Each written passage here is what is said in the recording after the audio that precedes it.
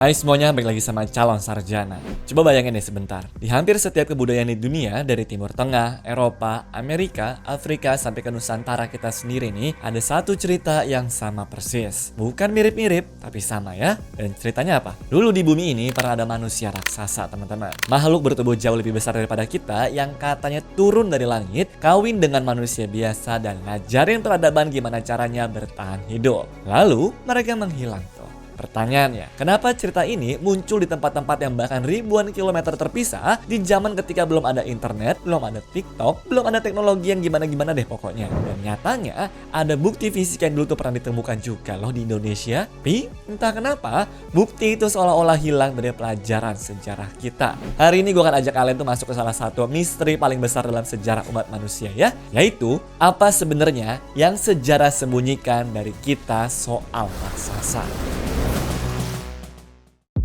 Pola global yang mustahil. Oke, kita mulai dari fakta yang paling bikin merinding dulu ya. Di dalam Alkitab, Kitab Kejadian pasal 6 ayat 4, ada kalimat yang bunyinya seperti ini kurang lebih nih. Pada zaman itu ada raksasa di bumi. Anak-anak Allah menghampiri anak-anak perempuan manusia dan mereka melahirkan anak bagi mereka. Itulah para pahlawan yang termasyhur di zaman purba. Nama mereka dalam tradisi ini adalah Nephilim. Nah, itu baru satu kebudayaan teman-teman. Coba dengar deh yang lainnya. Di Mesopotamia kuno, yang sekarang wilayahnya itu adalah Irak, mereka punya cerita tentang Anunnaki, dewa-dewa yang turun dari langit dan juga kawin dengan manusia. Orang Yunani punya cerita Titan tuh, sebuah ras raksasa yang memerintah sebelum dewa-dewa Olympus. Bangsa Viking juga punya Jotnar tuh, raksasa es dari utara. Kemudian orang Hindu di kitab-kitab Purana menyebutnya dengan Asura dan juga Daitya atau keturunan Ibu Dewi Diti. Lalu suku-suku natif Amerika di Amerika dari Lakota sampai Hopi punya cerita si Techa, raksasa berambut merah yang dulu menguasai tanah mereka. Bangsa Inka juga punya Viracocha tuh, makhluk tinggi berjanggut yang ngajarin mereka astronomi dan juga pertanian. Pola yang sama kan? Raksasa, turun dari langit, kawinnya dengan manusia, ngajarin peradaban, lalu hilang. Nah, sekarang pertanyaannya, suku-suku ini tinggalnya di benua yang terpisah lautan dong? Mereka bahkan gak pernah ngobrol, mereka juga gak tahu satu sama lain itu ada teman-teman. Tapi cerita mereka kok bisa persis sama ya? Apakah kebetulan? Ya mungkin. Tapi kalau terlalu banyak kebetulan di satu tempat tuh, biasanya bukan kebetulan lagi ya namanya.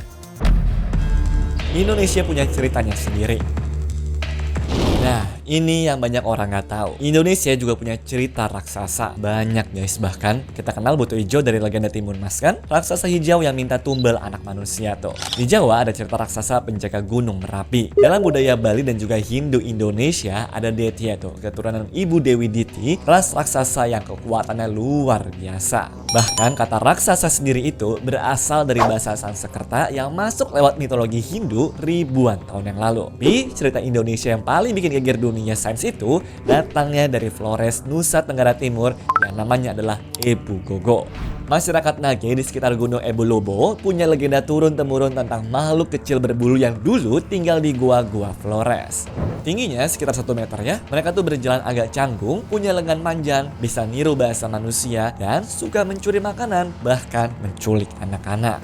Dalam bahasa setempat, Ebu itu tuh artinya adalah nenek, dan Gogo itu artinya adalah pemakan segalanya. Sehingga Ebu Gogo itu kurang lebih artinya nenek yang makan apa saja.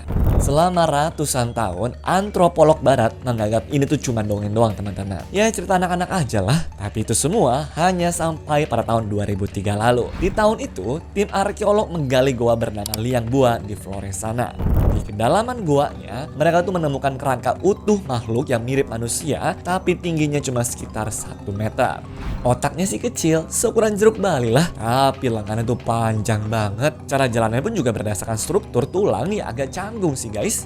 Mereka menamanya sebagai Homo floresiensis atau dikenal dunia sebagai The Hobbit ya.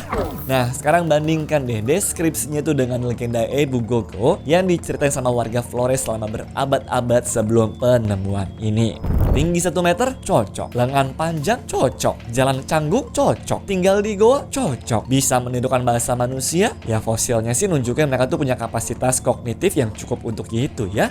Jelas, itu bukan kebetulan biasa. Ini berarti ada kemungkinan kalau nenek moyang kita di Flores ribuan tahun yang lalu benar-benar hidup berdampingan dengan spesies manusia lain yang berbeda dengan kita. Sekarang coba pikir deh, kalau cerita raksasa kecil di Flores ini ternyata berbasis kejadian nyata, mungkin gak sih cerita raksasa besar di tempat lainnya juga berbasis kejadian nyata juga tuh teman-teman.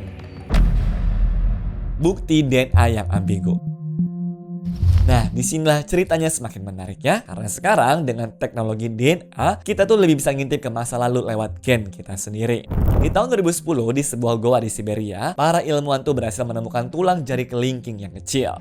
Awalnya dianggap biasa doang teman-teman. Tapi setelah tes DNA-nya, mereka kaget bukan main. Itu bukan Neanderthal, bukan juga Homo sapiens, tapi itu spesies manusia yang sebelumnya nggak pernah dikenal guys. Mereka namanya sebagai Denisova. Dan kalian tahu fakta gilanya apa? Gigi geraham mereka besar-besar semua. Jauh lebih besar daripada manusia modern. Tulang mereka pun lebih kokoh, tengkoraknya lebih berat. Dan yang paling menarik, populasi di Melanesia, Papua Nugini, bahkan saudara-saudara kita di Indonesia Timur itu membawa sampai 5% DNA Denisova di tubuh mereka sampai hari ini. Itu artinya apa? Artinya dulu guys, di wilayah Indonesia dan juga sekitarnya, nenek moyang kita bukan cuma ketemu manusia lain. Mereka tuh kawin dengan spesies manusia yang tubuhnya lebih besar dan juga lebih kuat dari kita. Menariknya sampai sekarang, genetiknya tuh masih ada di dalam tubuh jutaan orang Indonesia Timur. Jadi kalau teman-teman nonton video ini tuh adalah orang Papua ataupun NTT, kemungkinan besar ya kalian punya DNA dari spesies manusia purba yang tingginya, postur tubuhnya dan kekuatannya berbeda daripada manusia modern pada umumnya. Dan itu fakta ilmiah ya, bukan teori konspirasi. Misteri Smithsonian dan tulang yang hilang. Oke, sekarang kita pindah ke cerita yang agak kontroversial nih. Dan disinilah banyak orang mulai curiga ada yang ditutup-tutupin. Di akhir tahun 1800-an sampai awal 1900-an, di Amerika Serikat sana tuh terjadi gelombang penggalian arkeologi besar-besaran. Lembaga bernama Smithsonian Institution ngirim tim ke seluruh Amerika untuk menggali gundukan-gundukan kuno. Dan yang mereka temukan dilaporkan di koran-koran besar pada zaman itu, termasuk New York Times, seringkali berupa kerangka manusia dengan tinggi 2 sampai dengan 2,5 meter. Di Kanawha Valley, West Virginia, pada tahun 1883, laporan penggalian resminya itu mencatat bahwa ada kerangka yang tingginya lebih dari 2 meter. Koran-koran dari Ohio, Minnesota, sampai ke West Virginia juga membuat laporan yang konsisten tuh teman-teman. Di mana arkeolog terus-terusan menemukan kerangka berukuran pahlawan atau istilah sopan zaman itu untuk bilang manusia yang besar banget. Lalu pertanyaannya, di mana tulang-tulang itu sekarang? Nah, ini dia guys bagian yang bikin banyak orang curiga. Soalnya sebagian besar spesimen ini gak pernah dipajang di museum. Banyak yang dikabarkan menghilang atau tidak dicatat dengan baik juga. Ada yang bilang ini konspirasi untuk menutupi sejarah asli manusia. Ada juga penjelasan yang lebih masuk akal tuh, bahwa di zaman itu metode pelestarian tulangnya masih buruk teman-teman. Dan dokumentasinya pun juga sering dilebih-lebihkan oleh jurnalis yang mencari sensasi. Namun buat gue sendiri, ya gue rada skeptis sih guys. Tapi gue juga gak bisa nutup mata dari fakta tuh, bahwa laporan-laporan ini datang dari arkeolog pemerintah, kemudian dipublikasikan di koran besar, dan polanya tuh konsisten selama puluhan tahun. Ya kalau 1-2 laporan doang mah ya oke lah bisa dibilang bohong. Tapi kalau ratusan terus dari puluhan lokasi berbeda, ya kalian simpulkan sendiri aja teman-teman. Kenapa ini penting buat kita?